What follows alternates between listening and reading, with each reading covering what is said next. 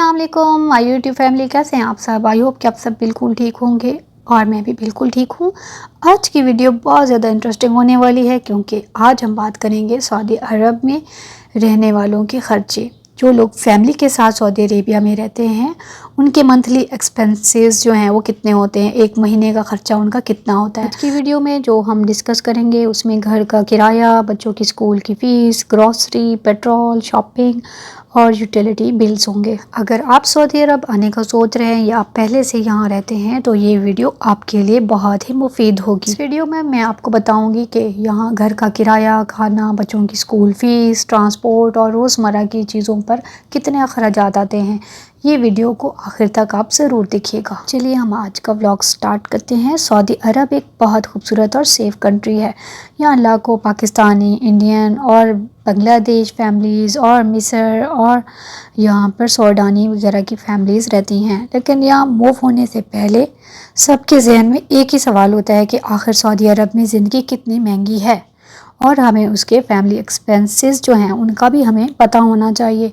तो आज मैं आपको एक एवरेज फैमिली के हिसाब से इसकी मुकम्मल जो तफसीलात हैं वो दूँगी। जो भी इंसान अपनी फैमिली को सऊदी अरब बुलाने की प्लानिंग कर रहा होता है उसे सबसे पहले अपनी फैमिली के लिए यहाँ पर घर ढूंढना होता है और घर जो है यहाँ पर बहुत ज़्यादा महंगा मिलता है। हम सऊदी अरब के मेन जो सिटीज़ हैं उनकी बात ही कर लेते हैं, जैसे कि रियाद और जद्दा। और रियाद में काफ़ी ज़्यादा हाई रेंट हैं और जद्दा में भी काफ़ी ज़्यादा हाई रेंट है, जबकि दमाम, जुबैल और बाकी जो भी सिटीज़ हैं उनमें रेंट जो है वो सारा लोअर है, कम है ज़रा रेंट। तो यहाँ पर मैं आपको थोड़ा सा रेंट की तफसीलात भी बता देती हूँ कि फ़ैमिली के लिए आप छोटा सा अपार्टमेंट अगर लेना चाहते हैं तो उसका जो है किराया 1500 पर मंथ के हिसाब से अगर आप देखें तो उसको अगर आप ज़रब दें 12 महीनों से तो 18,000 रियाल उसका रेंट बनेगा एक साल का। तो अगर आप कुछ अच्छा थोड़ा सा साफ़ सुथरा अपार्टमेंट देखना चाहते हैं रियाद में या जद्दा में तो आपको 3,000 पर मंथ वाला अपार्टमेंट मिलेगा और उसकी अगर आप 12 महीने से उसको आप मल्टीप्लाई कर लेते हैं, मतलब उसको ज़रब दे लेते हैं तो इस तरह से इसका 36,000 रियाल रेंट पड़ जाएगा। तो आप देख सकते हैं कि इसके कितने ज़्यादा रेंट हाई है और कितने ज़्यादा यहाँ पर घर जो हैं वो एक्सपेंसिव हैं। तो इसीलिए यहाँ पर अगर कुछ कंपनीज़ जो होती हैं वो अच्छी होती है, अकोमोडेशन दे देती हैं तो ये बहुत ज़्यादा अच्छा होता है क्योंकि इसमें काफ़ी ख़र्चा बच जाता है। अभी हम नेक्स्ट बात कर लेते हैं खाने पीने के अखराजात की। अब बात करते हैं ग्रोसरी की। अगर आप घर में खाना बनाते हैं तो ख़र्चे काफ़ी हद तक ख़र्चे को कंट्रोल किया जा सकता है। अगर आप मेरी तरह बाहर से हर वक्त खाने के आदी हैं और बाहर से फ़ूड ऑर्डर करते हैं, जैसे कि यहाँ पर हंगर स्टेशन में कुछ लोग ऑर्डर करते हैं, तो काफ़ी ज़्यादा यहाँ पर खाने पीने के अखराजात जो हैं उसमें आपको मुश्किलात का सामना करना पड़ेगा। चलें अभी हम इसमें ग्रॉसरीज़ में दूध, अंडे, चावल, चिकन, वेजिटेबल्स वगैरह की बात कर लेते हैं। ये सब चीज़ें यहाँ आसानी से अवेलेबल हैं, बट इसमें छोटी सी जो फैमिली है उसका मंथली बिल भी अगर आप उसको भी आप इमेजिन करें तो 800 से 1500 रियाल तक हो जाता है, चाहे आप जितनी भी बचत कर लें, क्योंकि आजकल जो है काफ़ी ज़्यादा महंगाई हो चुकी है। तो 800 रियाल जो है वो कहीं नहीं गया। और अगर आप ज़्यादा मतलब खाने पीने मतलब बेकिंग वगैरह के शौकीन हैं, मतलब आपको केक वगैरह और इस तरह के डोनट्स वगैरह घर में अच्छी खासी मतलब आपने बेकिंग करनी होती है तो फिर 1500 रियाल जो है वो कहीं नहीं गया। तो यहाँ पर इतना ज़्यादा ये ग्रॉसरी का ख़र्चा है। और अगर आप बाहर खाना जाते हैं तो फिर आपका ख़र्चा तो और भी बढ़ जाएगा। और यहाँ पर फ़ास्ट फूड काफ़ी ज़्यादा एक्सपेंसिव है क्योंकि यहाँ पर बर्गर और इस तरह की चीज़ें और साथ में पिज़्ज़ा, ये सब चीज़ें अगर आप खाएंगे तो फिर आप मोटे भी हो जाएंगे और आपका जो है वो बजट आउट ऑफ कंट्रोल हो जाएगा। और यहाँ पर थर्ड नंबर पे मैं आपको बताती हूँ ट्रांसपोर्ट का ख़र्चा। तो ट्रांसपोर्ट का जो ख़र्चा है, अगर आपके पास अपनी गाड़ी है, पेट्रोल जो है वो यहाँ पर जो है सबसे सस्ता है क्योंकि ज़ाहिर सऊदी अरेबिया के अपना यहाँ पर ऑयल है तो इधर इनको ऑयल की कोई टेंशन नहीं है। जबकि और कंट्रीज़ में जो है वो पेट्रोल हर वक्त उसकी प्राइसेस अप डाउन होती रहती है, बट इनको कोई टेंशन नहीं है।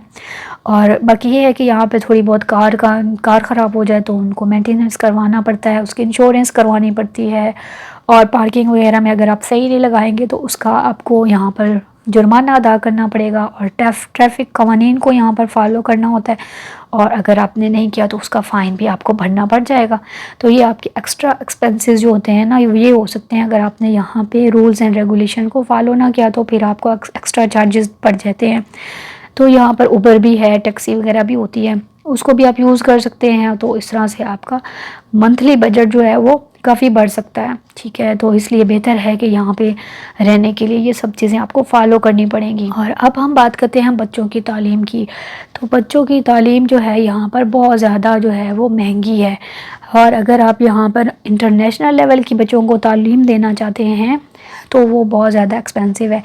और अगर आप लोकल अपने मतलब कंट्री के स्कूल्स यहाँ पर ढूंढेंगे तो वो आपके बजट में सही रहेगा, क्योंकि स्टार्ट में जब हम आते हैं तो ज़ाहिर है हमारे पास सब चीज़ें हम लो बजट में ही देखते हैं, क्योंकि शुरू में एडजस्ट होना काफ़ी मुश्किल होता है। अब हम पाकिस्तानी स्कूल और इंडियन स्कूल की सालाना फ़ीस की बात कर लेते हैं। तो पाकिस्तानी स्कूल की जो तकरीबन फ़ीस है वो 5,000 से शुरू होती है 12,000 तक सऊदी रियाल, ठीक है, 1 साल की फ़ीस। जबकि इंडियन स्कूल जो CBSE है उसकी जो फ़ीस है वो भी 5,000 से 15,000 तक सऊदी रियाल सालाना ये जाती है जी इनकी फ़ीस। तो ये सारा जो मैं आपको बता रही हूँ ये 1 साल की फ़ीस है।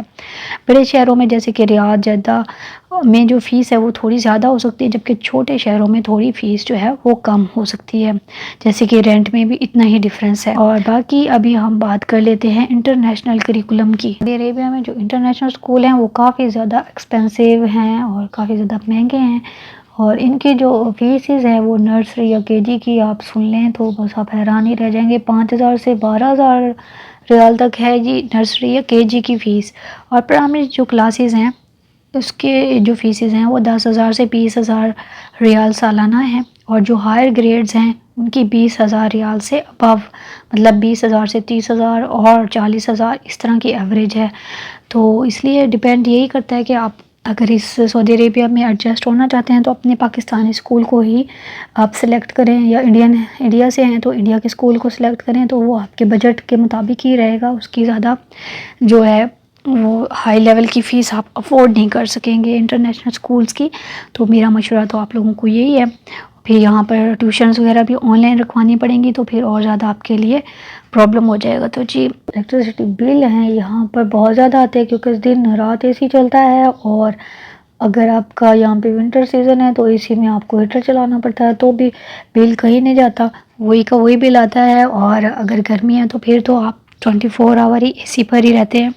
तो यहाँ पर इलेक्ट्रिसिटी का जो बिल है वो 500 रियाल से लेकर 600-700 रियाल तक आ जाता है। ये मैं रियाद की बात कर रही हूँ। बाकी शॉपिंग वगैरह के लिए अगर आपने जाना है, आउटसाइड में कॉफ़ी पीना है, फूड कोर्ट वगैरह को एंजॉय करना है, तो ये फिर आपके लिए और ज़्यादा एक्सपेंसिव हो जाता है।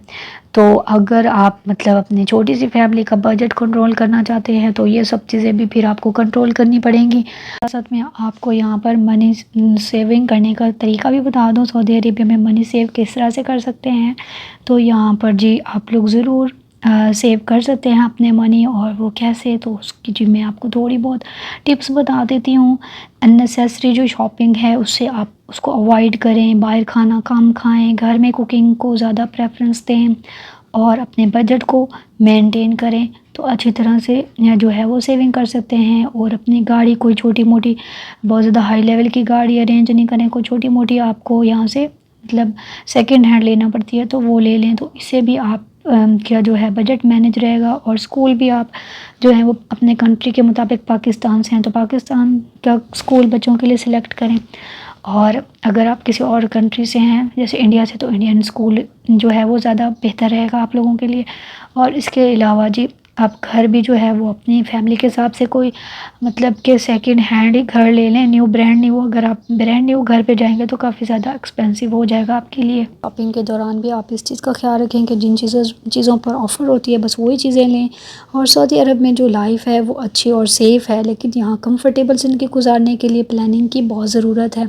अगर मेरी टिप्स पर अमल करेंगे तो आप ज़रूर मनी सेव भी कर लेंगे और आपको कोई मुश्किल भी नहीं होगी और कंफर्टेबल ज़िंदगी गुजारेंगे। आई होप कि आप लोगों को मेरा आज का व्लॉग अच्छा लगा होगा।